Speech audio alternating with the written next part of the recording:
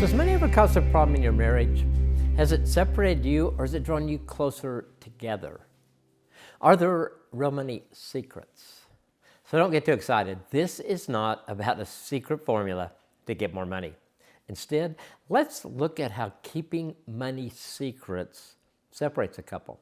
It separates them in their marriage. So here's some questions to ask yourself. As a couple, do I keep my money separate? Do I have a credit card that my spouse doesn't know about? Do I hide purchases from my spouse? So if your answer is yes to any of the above, keep listening. In fact, even if you didn't answer yes to any of the above, keep listening. I want to help you make sure that you never say yes to any of them. So I'm not for separation in any area of marriage. That's not how marriage was designed. If you want to be separate, why did you get married? You know, there's a number of couples that will fight against separation in almost every area of their marriage, except for money. Money seems to be the sacred cow of many marriages. You can have all of me, but not my money. And therein lies the problem, my money. It's not a bank issue, it's a heart issue. So let's unpack this just a little bit. As a Christian, I believe that everything I have comes from God. Sure, I earn money and I work, but the ability to work and the skills I have essentially came to me from God. So I look at money in the same way. Everything is God's. He's the owner. He has entrusted me with some of his estate, his money. And my role, well, it's to manage it well. You know, I see principles in the Bible that encourage me to provide for my family and to be generous. You know, God gives me a lot of flexibility with the money that he's given me. I don't see him looking over my shoulder all the time, every time I make a purchase. You know, it goes back to the heart. If I seek God and I live my life each day in a way that honors him, and I love my wife and family to the best of my ability, then most likely my heart will be in the right place. But if I don't seek God and I put myself in first place above everything else, my heart is not going to be in the right place, and my selfishness is going to rule. So I have a choice every single day. When my heart's right, money is just money. And in marriage, it's our money. When my heart is not right, money becomes mammon.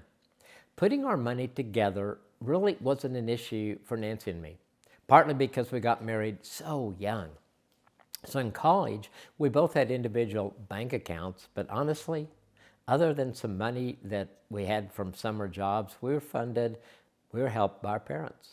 For me, the funding stopped when I graduated, and then I began a full-time job, which was only for 6 months before Nancy and I got married. Plus, I lived at home. And so when we married, Nancy was in her junior year. She had not been on her own yet. It was so easy for us to put almost nothing that we had together because we had nothing.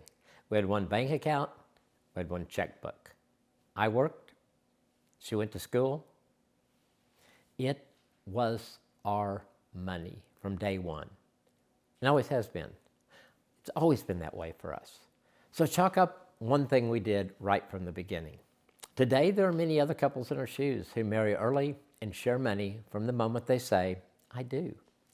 The majority of couples I see have different stories.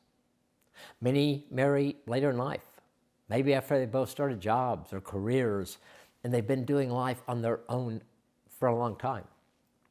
So many have lived on their own for years. The separateness has been established, and they are often very reluctant to handle money differently. Other couples have been in long-term relationships or previous marriages where money, well, it was an issue for one reason or another. They trusted someone with their money once, and they're not eager to do that ever again. So this is what I say to all couples concerning money. I really don't care if you have one account or two or however many you want to have. I don't care if you have one checkbook or 2 or 10. What I do care about is your marriage and the separation that money can bring. If you see all you have as yours together, then the practicalities of bank accounts and checkbooks are a personal preference. Both people need to be involved in the money.